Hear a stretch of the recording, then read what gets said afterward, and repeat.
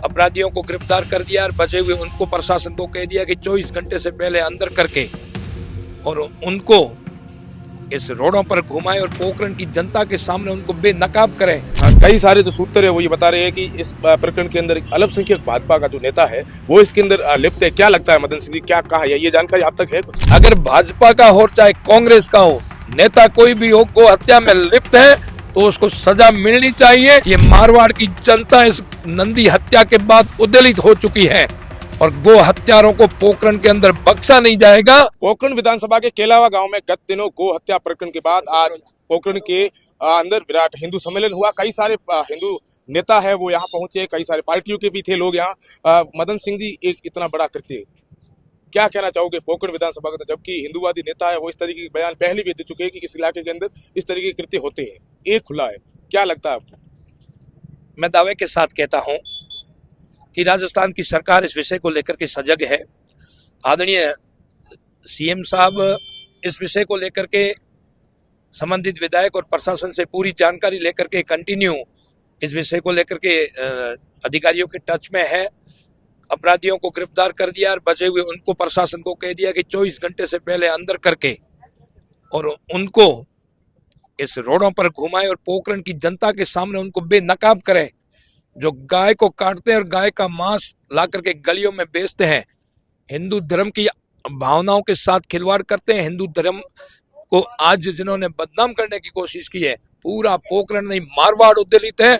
ऐसे लोगों को अंतिम अंजाम तक नहीं पहुंचाएंगे तब तक पोखरण का हिंदू सोएगा नहीं, एक अंतिम लड़ाई लड़ेगा और ऐसे लोगों को जेलों के अंदर डालने का काम करेंगे। क्योंकि आपने कहा कि हिंदूवादी नेता भी आए थे, यहाँ कोई हिंदू की बात नहीं है। 36 कौम हिंदू खड़ा होकर के गाय की लड़ाई लड़ रहा है। न भाजपा की बात है, न कांग्रेस की है, न नेताओं की है। जिस तरह से गाय हमारी आस्था है, गाय हमारी माँ है। हिंदू धर्म के 16 संस्कारों में गाय का उपयोग होता है, गाय के दूध का होता है, घी का होता है, गोबर का होता है। गाय का दूध पीकर हम उसको माँ समान मानते हैं और उस माँ के ऊपर अत्याचार पोखरण के हिंदू कभी बर्दाश्त नहीं करेंगे। आज जो सम्मेलन हुआ इसके अंदर सरकार को, प्रशासनिक अधिकारियों को क्या कुछ मांगे हैं? वो मांगे इस संदेश के मार्फत दी गई कि जो आरोपी है उनके खिलाफ क्या क्या कुछ कार्रवाई होनी चाहिए।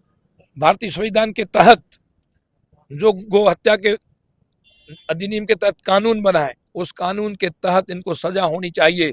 आदरणीय महत प्रतापपुरी जी ने सार्वजनिक मंच से कहा, उन्हीं धाराओं में मुकदमा दर्ज होना चाहिए जिसके तहत नॉन बेलेबल ऑफेंस है और अपराधियों को कड़ी से कड़ी सजा मिलनी चाहिए, जो दोबारा कोई अपराधी इस तरह का कृत्य नहीं करे। और मैं आज चैलेंज से कहता हूं कि ये मारवाड़ की जनता इस नंदी हत्या के बाद उद्वेलित हो चुकी है और गो हत्यारों को पोखरण के अंदर बख्शा नहीं जाएगा।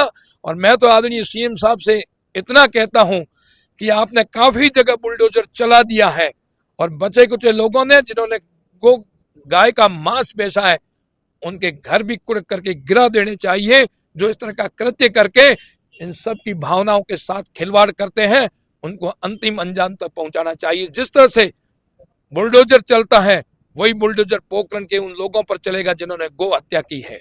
कई सारे जो सूत्र है वो ये बता रहे हैं कि इस प्रकरण के अंदर अल्पसंख्यक भाजपा का जो नेता है वो इसके अंदर लिप्त है। क्या लगता है मदन सिंह जी, क्या कहा है, ये जानकारी आप तक है कुछ?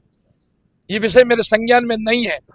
अगर भाजपा का हो चाहे कांग्रेस का हो, नेता कोई भी हो, गो हत्या में लिप्त है तो उसको सजा मिलनी चाहिए, कड़ी सजा मिलनी चाहिए, चाहे वो किसी भी पार्टी का क्यों ना हो। गो हत्या की है और इसमें लिप्त है तो उसको अंतिम अंजाम तक पहुंचाने के लिए पोखरण की देवतुल्य जनता लड़ाई लड़ेगी। लड़ाई लड़ने की जरूरत नहीं, ऊपर से लेकर यहाँ तक सरकार हमारी है, सरकार ने विषय संज्ञान में ले लिया। आदरणीय भजन लाल जी पूरी इसकी मॉनिटरिंग कर रहे हैं। इन लोगों का अंतिम अंजाम तक जाना तय है। मैं आपसे अलग सवाल करूंगा। कल परसों आपका एक सोशल मीडिया पर एक वीडियो वायरल हो रहा था जिसमें आप मुख्यमंत्री भजन लाल शर्मा से बात कर रहे थे।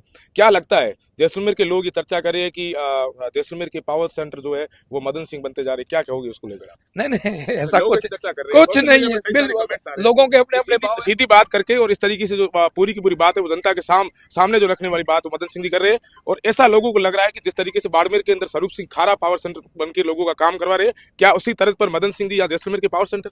नहीं, मैं कोई पावर सेंटर नहीं हूं। हमारे 2 विधायक, हम तो उनके नीचे काम करते हैं। आदरणीय मुख्यमंत्री जी का हमसे स्नेह है मुख्यमंत्री जी के साथ हमने बहुत काम किया है। वो जमीन से जुड़े हुए कार्यकर्ता को जानते हैं। जब वो बंगाल में चुनाव हो रहे थे तो हम आदरणीय गजेंद्र सिंह जी और मुख्यमंत्री जी के साथ वहां थे। पंजाब चुनाव में उनकी मॉनिटरिंग के अंदर थे आदरणीय गजेंद्र सिंह जी और मुख्यमंत्री जी के। तो हर चुनाव में जब हम साथ रहते थे, और फिर वो हमारे यहाँ पोखरण के नगर पालिका चुनाव में प्रभारी थे। तो वो एक संगठन से जुड़े हुए व्यक्ति है। उन्होंने हमेशा हम लोगों का संरक्षण किया। हम हर वक्त जब वो प्रदेश महामंत्री थे तो हम सबका मार्गदर्शन करते थे। उनसे हमारा लगाव है और इसलिए वो जमीन से जुड़े हुए कार्यकर्ताओं से सीधी बात करते हैं। और मैं भी गर्व से कहता हूं कि मुझे भी गर्व होता है कि जब हमारे आदरणीय मुख्यमंत्री जी हमसे सीधी बात करते हैं तो हम जिले की समस्याएं रखने में कभी नहीं हिचकिचाते हैं और उन समस्याओं का निराकरण भी करते हैं। बाकी पावर सेंटर वगैरह मैं कुछ नहीं हूँ। पंचायती राज चुनाव का संक्रांत हो चुका है। निर्वाचन विभाग के कई सारे नोटिफिकेशन जारी हो चुके हैं। पता है ऐसा जा रहा है कुछ ही महीनों बाद में पंचायती राज के चुनाव है। किस तरीके से देखते हो, भाजपा की कैसी तैयारी इस बार? भाजपा भारी बहुमत के साथ जीतेगी। कोई रोकने वाला नहीं है। जिस तरह से पंचायत समितियां बनी, पंचायतों का पुनर्गठन हुआ और जिस तरह से 2 बजट राजस्थान के यशस्वी मुख्यमंत्री ने पेश किए, पोखरण को पहले ही बजट में 1100 करोड़ रुपए देना, जैसलमेर के लिए एक से एक सौगातें देना, जैसलमेर की देवतुल्य जनता के लिए जो मांगा वो दिया, जहां मांगी वहां पंचायत दी, जहां जरूरत वहां पंचायत समितियां दी, जहां हॉस्पिटल नहीं थे वहां हॉस्पिटल दे दी, रोडों के लिए विकास की इबारत लिख दी। 2 साल बनाम 5 साल, जो अभी हम रथ यात्रा लेकर निकले थे ना, 2 साल बनाम 5 साल, जो उन्होंने 5 साल में नहीं किए वो हमने 2 साल में कार्य करके दिए। हमने अपने 85% राजस्थान की सरकार ने वादे पूरे कर दिए। आज पोखरण की और जैसलमेर की जनता पंचायती राज में भारतीय जनता पार्टी का जिला परिषद, पंचायत समिति और नगर पालिका में भगवा फहराने वाला कोई ताकत, कोई सरहद रोकने वाली नहीं है। आपको नहीं लगता कि कई वर्षों से जो कांग्रेस की अंतर्कलह जो बाहर आ चुकी थी, आपसी लड़ाई थी, वो लगातार जारी थी? इस बार बताया ऐसा जा रहा है कई मंचों पर वो है कांग्रेस के नेता एक साथ नजर आ रहे हैं, उनके राजीनामा हो गया है। तो लगता नहीं है कि राह आपकी कहीं ना कहीं कठिन पैदा हो सकती है आपसी राजीनामा होने के बाद? डांस करने से कोई राह कठिन नहीं होती है। मैंने तो हालांकि उनका पार्टी का विषय है, पर मैंने एक वीडियो जरूर देखा था कि हरिजी चौधरी, आदरणीय रूपाराम जी, इनके जिला अध्यक्ष जी, ये सब एक साथ डांस कर रहे थे। कह रहे थे कि डांस कर रहे हैं, इनके समझौता हुआ है। पार्टी के उनका निजी मामला, क्या कर रहे हैं क्या नहीं कर रहे हैं।